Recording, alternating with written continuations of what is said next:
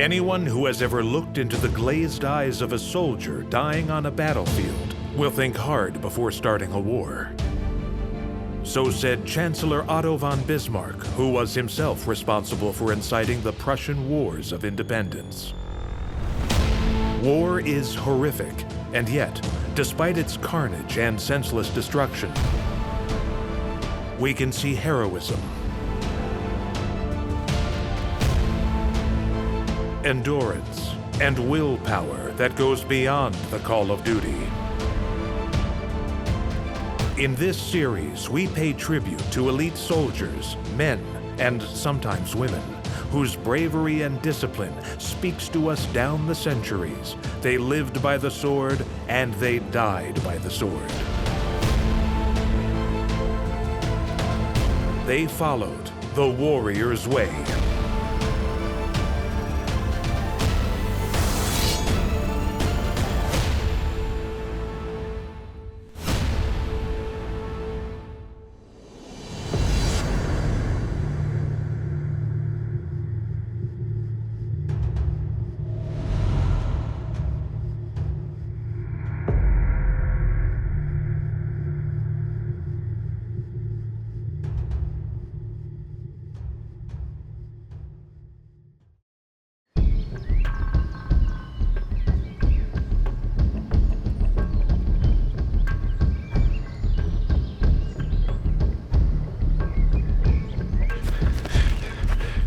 This is Julius Ubius, a Roman legionary who will not only have to fight the enemies of Rome, but also his own demons.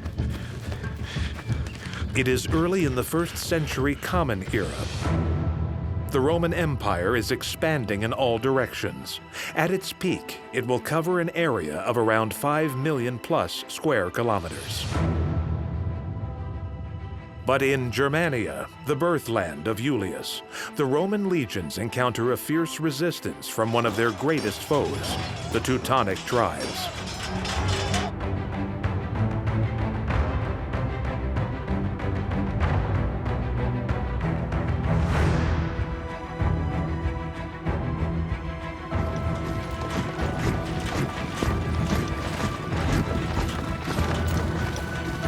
For centuries, Roman legions were the enforcers of the Pax Romana,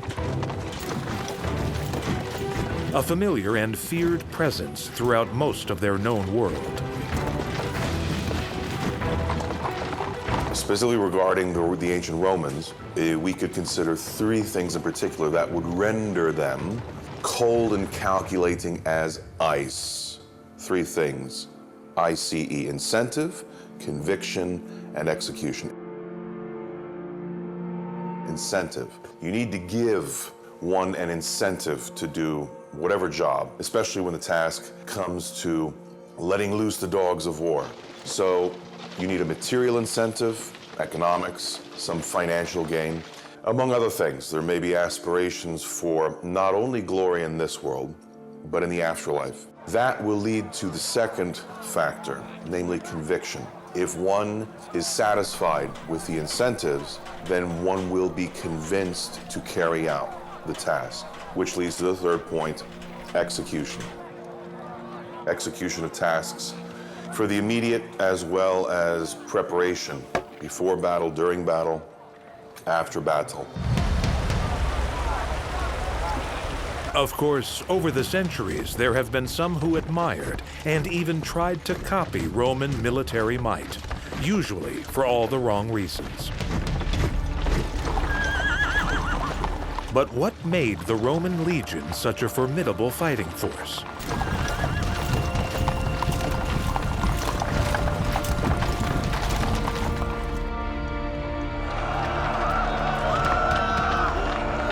Until the sack of Rome in 390, when a Gaulish army invaded Rome and sacked the city, Rome's army was not a standing army. It was an army composed of farmer soldiers.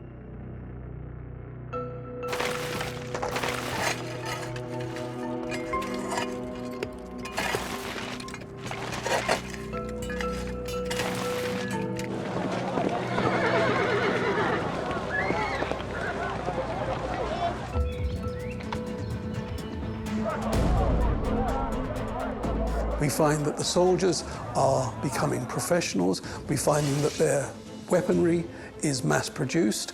We're finding that the Romans themselves are becoming a sufficient organized professional fighting force.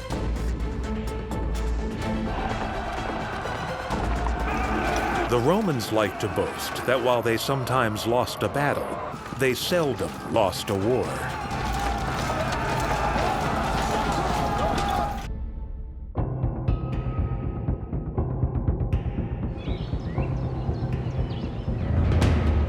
But the Germanic tribes will put that theory to the test.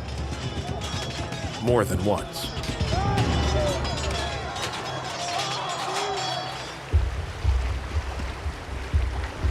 And here is where things get complicated for our young hero, Julius Ubius. For Julius is actually an Ubi tribesman born on the left bank of the Rhine in a Roman-controlled part of Germania. His grandfather, who raises him, fought as a mercenary under Julius Caesar. His father, Willemut, serves as a foreign-born auxiliary soldier.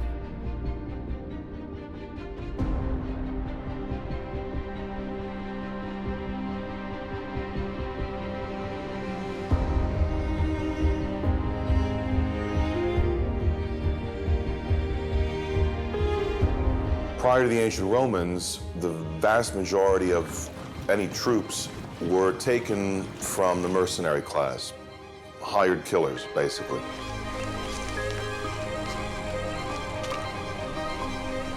With the Romans, we have the creation of the world's first standing army, discipline, support. However, the Romans, being very pragmatic, maintained at least this vestige from ancient warfare tactics, the use of auxiliaries, primarily for defense of the standing army, that is, of the legion itself. So on the first attack, or the first series of attacks, the first to do so for the Romans would be their auxiliary troops.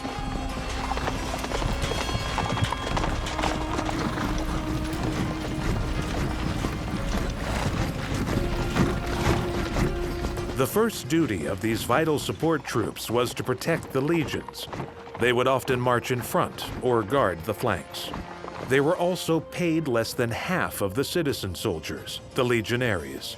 It's not surprising that there were sometimes uprisings or mutiny among the auxiliaries.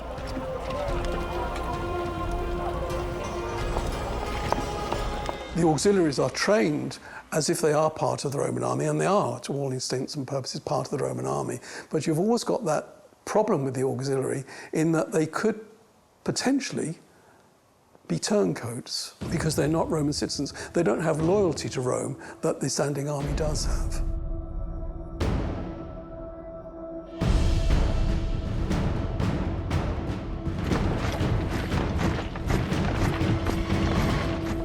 An auxiliary, like the father of Julius, witnesses examples of that brilliant Roman strategy at work. He serves alongside the legions in Lycia, modern-day Turkey, and in Pannonia, the modern-day Balkans. He fights bravely, so bravely, in fact, that his service to the emperor is rewarded.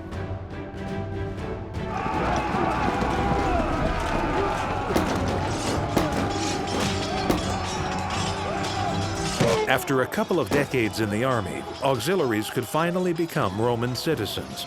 It wasn't automatic, but citizenship would be awarded according to various criteria, such as one's importance. A chieftain was more likely to receive it than a common warrior.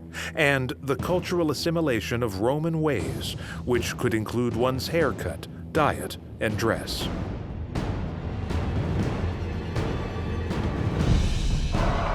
Although Julius grows up in a Germanic settlement on the very fringes of the empire, he dreams of becoming a soldier.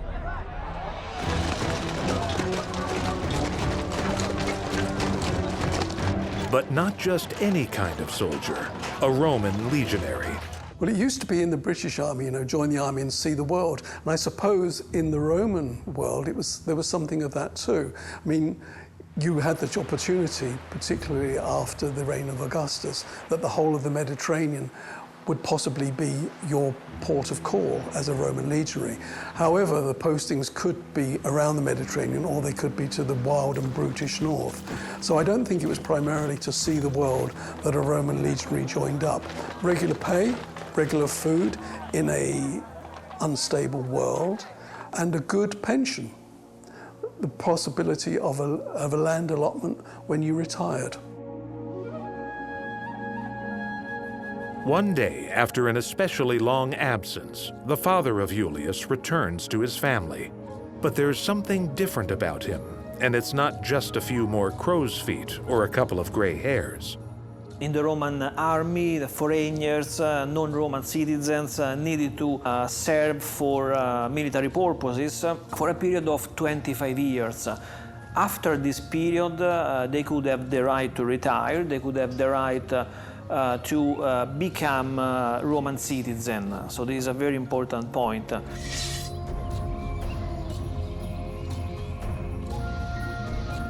He shows his young son his Roman gladius, a symbol of his hard-won Roman citizenship.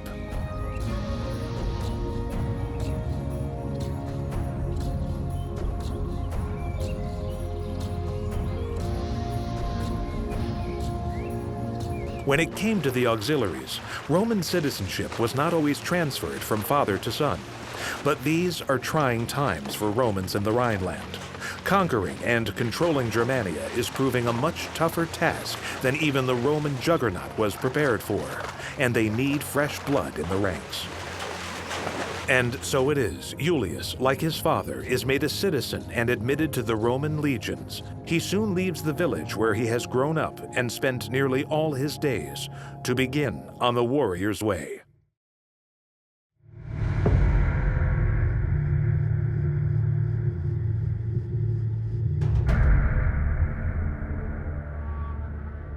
If Julius wants to be a Roman legionary as well as a citizen, he must first go in front of a recruiting commission.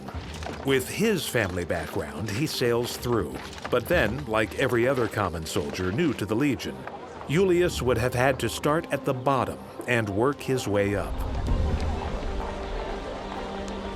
That meant beginning as a munifex, a soldier with no rank, the equivalent of a private in today's army.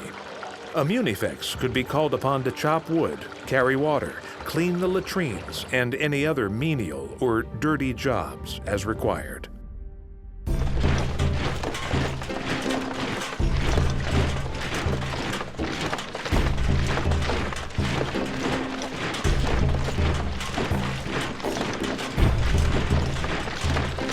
An ordinary soldier could aspire to becoming a centurion and aspire to lead a cohort of troops. However, the upper echelons of the army were always members of the aristocracy.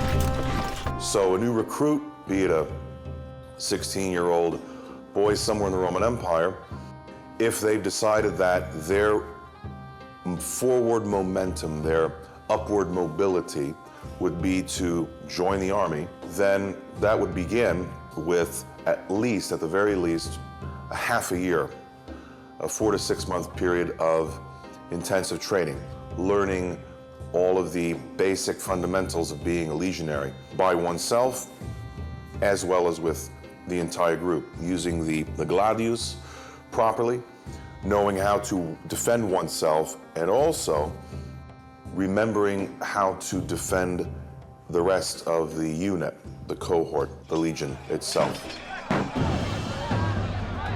The fact is, even a common legionary was still a step and a pay grade up from being an auxiliary. And the uniform, weapons, and armor still command respect today. The Romans were armed with 4 elements, basically. A shield, a scutum. Now the scutum itself was a full body shield, which meant if the Roman crouched down behind it, they were guarded from chin to ankle. So they were covered with a piece of armor that was their fighting shield.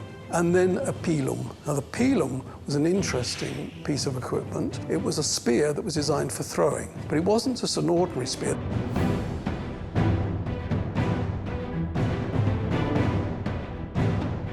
The organization of the Roman army had changed over the years, and the unification of Roman equipment wasn't always the same. If we take the Roman army at the time of the Republic or the first emperors, the level of standardization was high. That means, essentially, a fighter got weapons as part of his gear and had to use those he was given. Over time, as the Roman army changed more and more, they had the possibility for their own, let's say, personal weapons. Now, given that many of the soldiers weren't of Roman origin, it led to some barbarism of the army, both ethnically and with respect to their weapons. So, by the time of the late Empire and the migration period, the weaponry had completely changed. However, at the peak of the Roman Empire, we can assume that the legionnaires were practically all armed the same way. The Roman javelin, or pilum, was a little over 2 meters long and, of course, lethal.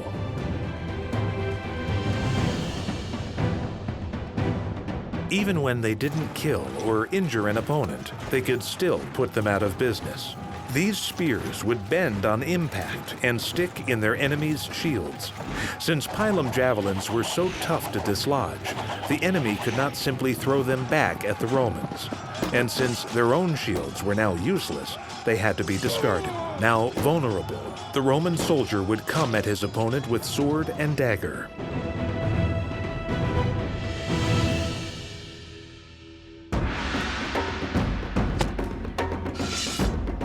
The famed gladius, or short sword, was light and maneuverable, ideal for quick stabbing motions. The gladius was worn high on the right side of the body. It could be drawn underarm by the right hand without getting in the way of the shield, which a legionary carried in his left. Another important weapon of Roman legionnaires was the Pusio dagger. Basically, we can imagine it as a small sword. It was a short, stabbing dagger with a relatively wide blade and a variety of handles that actually copied the shape of the gladius sword to something similar.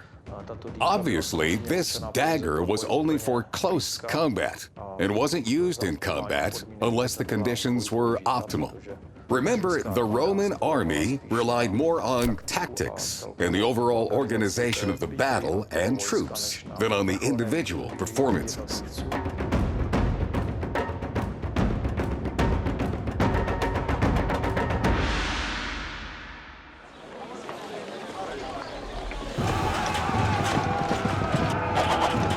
Let's not forget the legionary's shield. After all, it was his first line of defense in battle. But how can we be so sure of what they looked like? Today, the Yale University Gallery houses the only surviving scutum, or Roman shield. It seems like a work of art, but had a very practical purpose. The best known use of the shield was when troops advanced in the testudo, or tortoise formation, a kind of shield wall. This formation was employed during siege warfare when troops advanced under fire.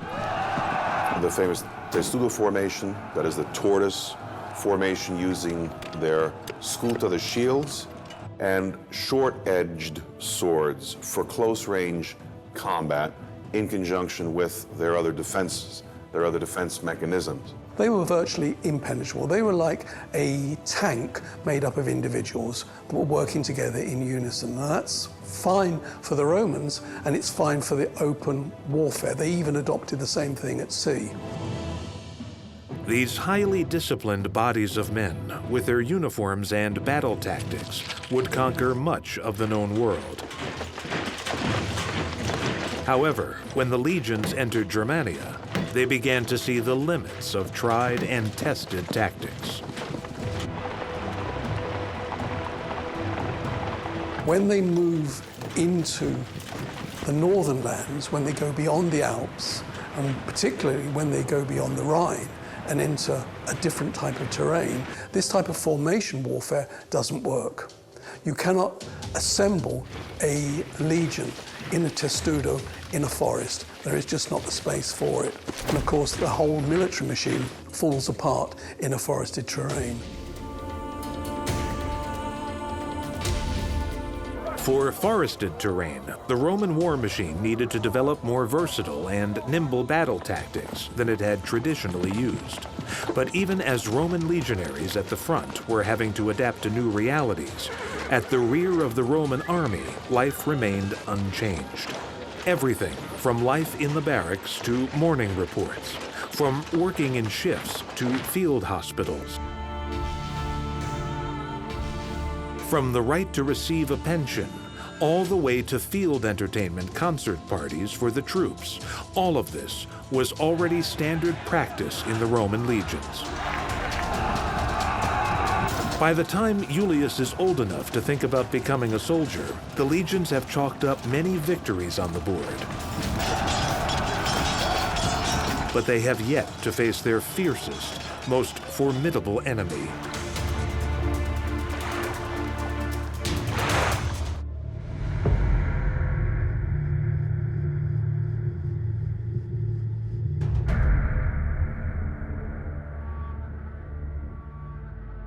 "50 years before Julius was born, in 52 BCE, the most famous Roman general of them all, Julius Caesar, won perhaps his greatest victory, the Battle or Siege of Alesia. He was up against Vercingetorix, the most feared and clever of warriors in ancient Gaul. With the Battle of Alesia, we are in the year 52 before Common Era. It's a battle celebrated as one of the greatest Roman victories, or one of the greatest victories of Julius Caesar against his enemy Vercingetorix. Julius Caesar famously decides in a stroke of true military genius to bring the war to one of Rome's more famous great enemies, the Celts. And therein lies the famous series of battles with the chieftain leader of the Celts, Vercingetorix, who had, Caesar himself would probably admit, great charisma, and among the Celts, also a great knowledge of their own style of combat and warfare, which leads us to the famous Battle of Alesia, in which the Celts presumed themselves to be at the advantage, that is, to remain fortified in the citadel that they had constructed for themselves. The Siege of Alesia was a showcase for Roman strategic and tactical genius. Over 6 weeks, Caesar's troops built 2 rings of defensive fortifications around the town to stop reinforcements from reaching the Gauls. What Caesar did was set up a 10-mile wall around the city, hemming Vercingetorix and his troops in their winter quarters, basically there to starve Vercingetorix. Even when a relief force was sent to attack Caesar's troops, he thought about it and had prepared a second rampart, 15 miles in circumference, to defend his own troops. So we have a double rampart around the city, hemming in the Gauls and keeping out the Gauls, looking inwards and looking outwards.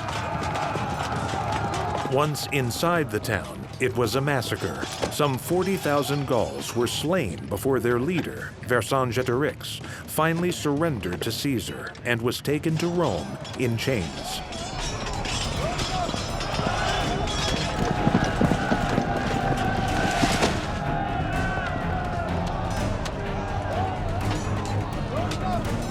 The strategy of most armies of the day could be summed up as gather your fiercest warriors together and then charge wildly at the enemy and give it all you've got. This was crude, but could be effective until you encountered the Romans.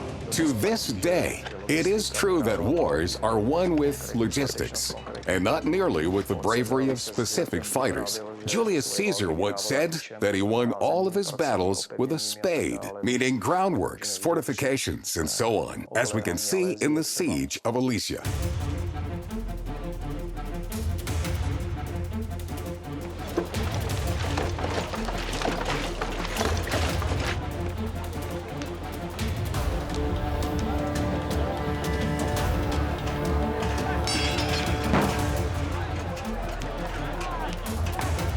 Josephus, in his text, Jewish War, writes verbally their drills, the drills of the Romans, were bloodless battles, and their battles were bloody drills.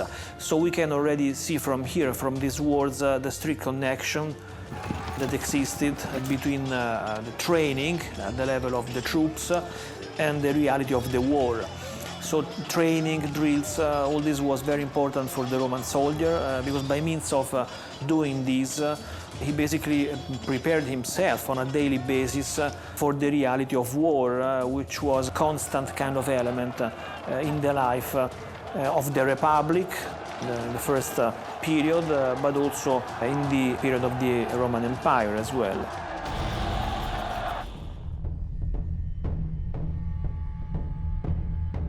New recruits to the Legion were also instructed in practical matters, such as setting up camp, building fortifications, and digging trenches, and marching, always marching. The Roman training was that they would actually, as part of their training, train with full kit on route marches of 20 kilometers or 20 miles a day. Well, for a legionary, one who was in full service to the Roman army as a legionary, typically had a pack of somewhere around 20 kilos or 40 to 50 pounds that they would have to march with, they were expected to march with every day for as many as 15 to 20, sometimes 25 miles a day. This pack included obviously their own armor, their shield, the gladius, a few other implements of battle, not to mention utensils for cooking. Each roughly group of 8 to 10 legionaries would also have assigned 2 individuals to take care of whatever extra needs that they might have as well.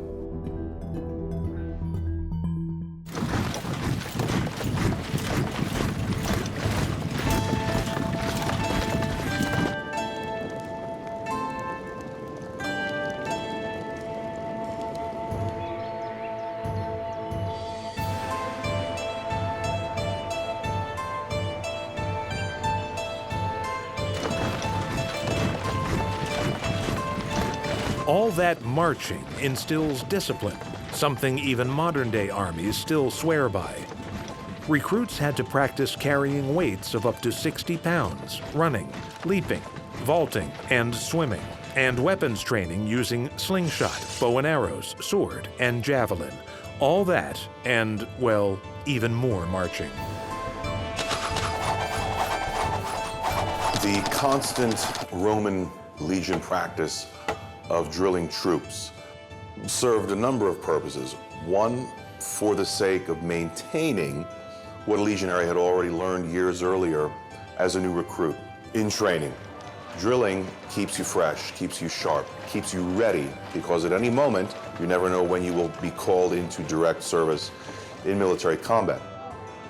When on campaign, and even after a long day's march, Roman soldiers would usually have to set up a camp, complete with a ditch and a defensive wall of wooden stakes. And, as if that wasn't enough, they would be expected to get up the next day and do it all over again. Failure to do so would result in the most severe of punishments. So we have an interesting case from this point of view. So the first century general Domitius Corbulo once had to punish a soldier, one of his soldiers. Why? Just because he was digging a trench without having with him his own sword. And what kind of punishment did he decide to give to the soldier? Death. So he was executed on the spot just because he forgot to bring together with him his sword.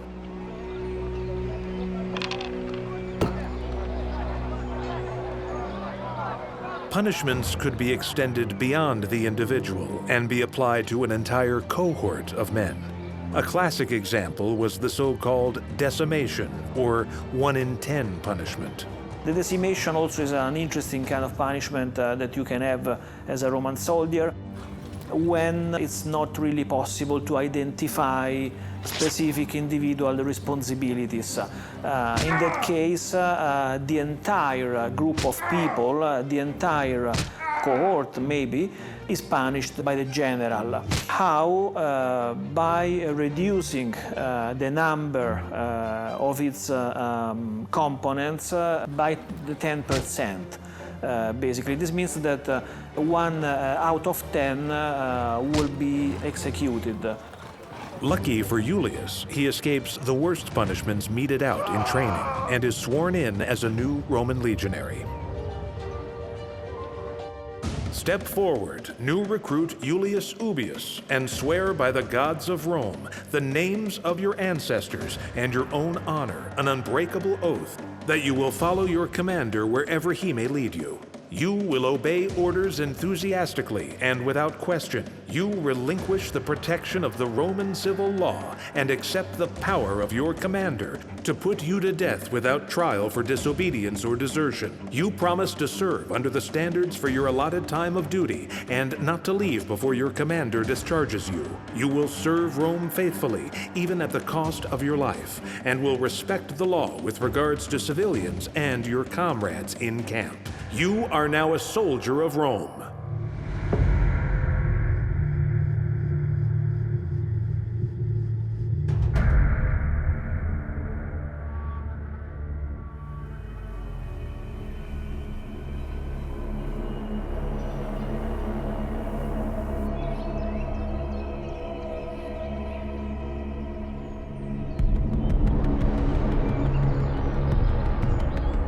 Soon, Julius will march off to join the Legion on campaign. The year is 15 CE.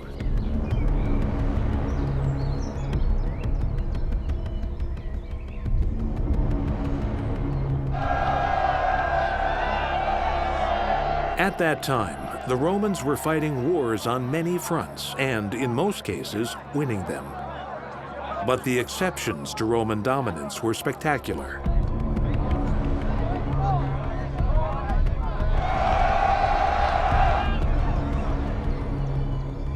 When Julius is sworn in, it is only a few years since Arminius, chieftain of the Germanic Cherushi tribe, led an alliance of Germanic tribes at the Battle of Teutoburg forest. This was a humiliating and costly defeat for the Romans, in which 3 Roman legions were virtually wiped out. In the year 9 CE happens the famous Battle of the Teutoburg forest.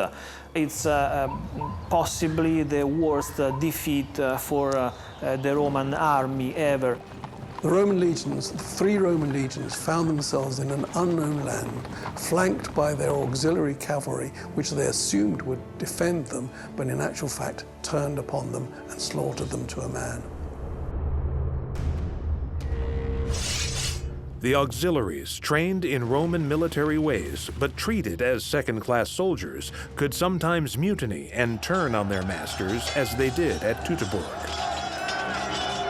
Arminius, the leader of the Cherushi Germans, so he had promised to General Varus to help the Romans. Arminius used to be quasi-Roman individual because he had been living in Rome for many years as an hostage in the past.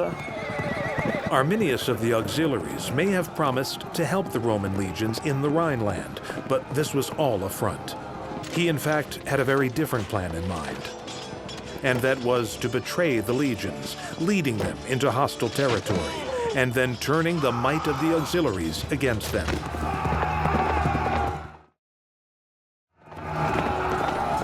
The Roman historian Paterculus wrote, "Hemmed in by forests and marshes and ambuscades, the Roman army was exterminated almost to a man by the very enemy whom it had always slaughtered like cattle.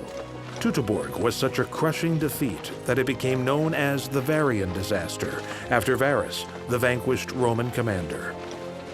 So the Roman legions, famously or infamously, had suffered losses prior to the 1st century with the Celts, the Carthaginians, but the nature of their loss, one of the more famous losses in the Teutoburg forest in Germany, was due to perhaps 2 factors that the Romans had not been prepared for. They basically entered the fray not keeping in mind 2 important considerations. One, that they were not on their own turf. They were preparing to battle on enemy territory, not playing on their home field, so to speak. Secondly, the terrain itself, the topography. One of the things that rendered the ancient Roman military war machine effective was their construction of the famous ancient roads. Entering the territory of various Germanic tribes, they did not have that luxury, that necessity really. Secondly, the terrain itself, apart from the occasional plains, was scattered with a variety of dense forests.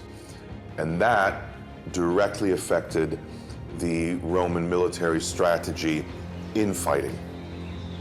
Familiar with Roman ways, Arminius also has both the advantage of surprise and of fighting on his home turf and terrain on which he was entirely comfortable. Advantages that prove devastating.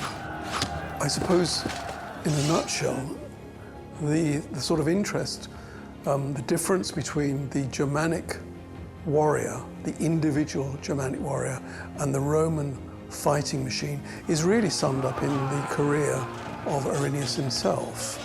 This is a young chieftain who is taken to Rome as a 10-year-old hostage, brought up in Rome, and trained as a Roman soldier.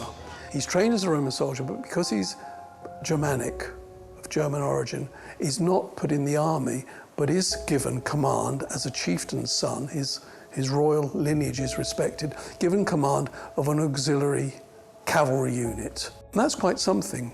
He's learned Roman tactics, but is not absorbed into the army proper, but is fighting with the army and is fighting on horseback. So he's not an ordinary soldier marching with the squaddies, but actually given command of a large troop of horsemen. 3 Roman legions were wiped out in 15 CE at the Battle of Teutoburg Forest. The 17th, 18th, and 19th, between 2,600 and 3,000 men. Their eagle standards were captured, the ultimate humiliation and disgrace for a Roman legion.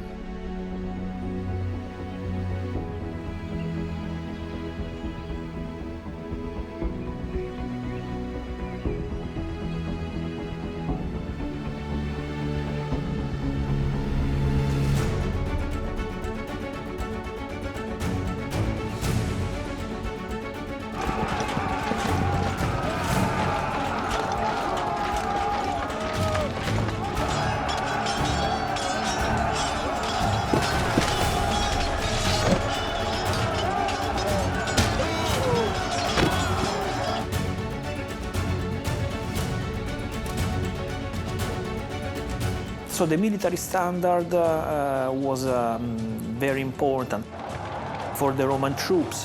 It identified the specific point where all the troops had to regroup or had to look at.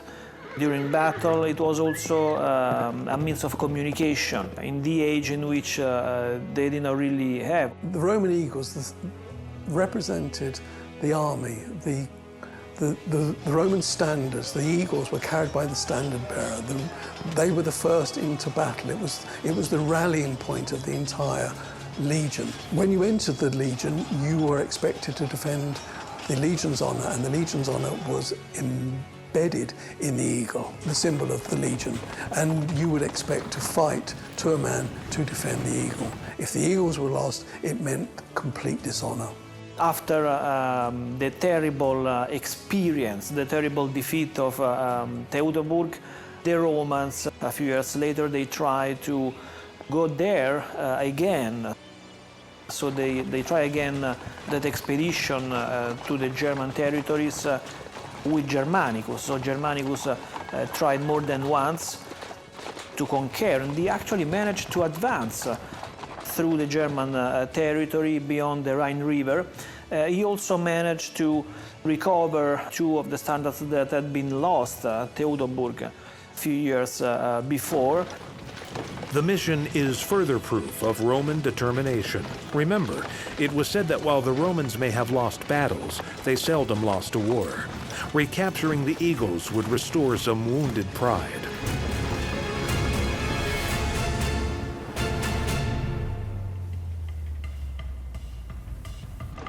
Still, it can't have been anyone's dream assignment. The Romans would have to adapt, in a sense. They had to fight like the Germanic tribes. Because of his Germanic background, Ulius is made an explorator, a scout, sent to reconnoiter the movements and deployments of the enemy. But then, the Watchers are detected. In battling these various Germanic tribes in the 1st century, they were forced into guerrilla warfare. Ulius becomes separated from his centuria after an attack by Germanic tribal warriors. Now lost and alone in the forest, this Roman son of a Germanic warrior must do everything to avoid being caught by men who are, after all, his own kith and kin.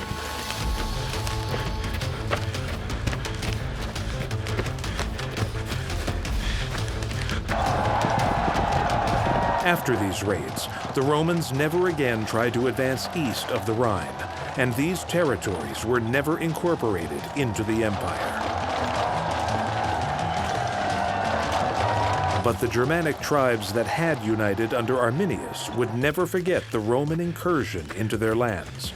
And it was from those same eastern lands that the ultimate Roman nemesis would eventually emerge.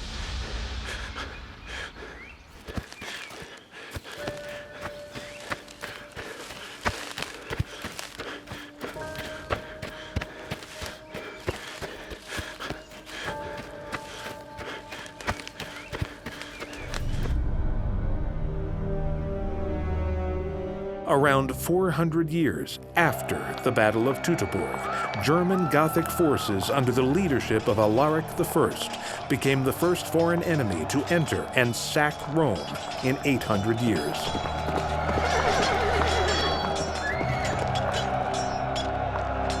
History is always written from the point of view of the victor. And although the Romans were not successful in Germany, ever to any great extent, they did have a great propagandist in Tacitus, who writes his great history of the Roman campaigns in Germany. And he presents us with a picture of barbarians, which in actual fact is purely propaganda, probably. Posterity is now the last thing on the mind of Julius Ubius. His focus is purely on survival. It's ironic. Part of what ultimately saves Julius are the survival skills he learned as the son of a German living by and in the woods. But it's his iron discipline as a legionary which sustains him.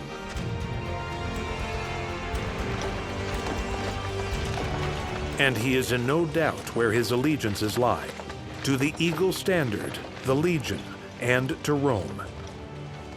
Julius, the citizen soldier, has found himself and will live and die defending the honor of Rome, which, for centuries, is as much about an idea of nationhood as it is physical borders.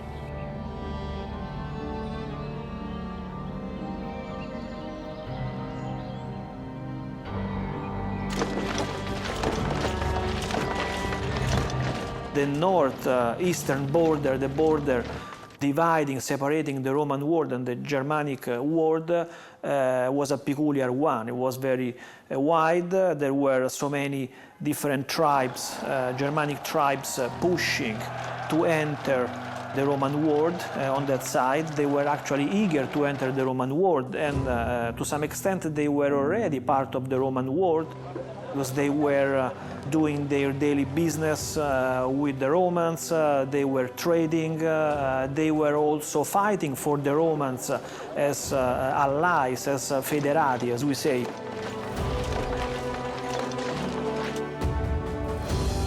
But by the 5th century CE, the Pax Romana was steadily crumbling. As the tribes of Germania and Gaul began to flex their muscles against the yoke of Rome.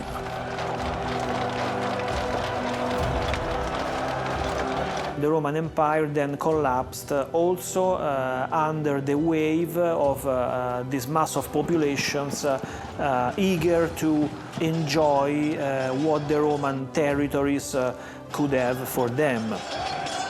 Trying to understand the decay, the decline, the eventual fall, collapse of the ancient Roman Empire in the 5th century, 476, remains the subject of much scholarly debate and discussion.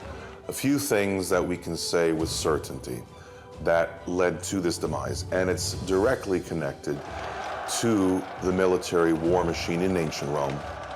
The Roman warrior, if we want to consider him the Roman great general, didn't stop with Caesar, didn't stop with Trajan, but continued into the 4th and 5th centuries with the great general Belerius, for example.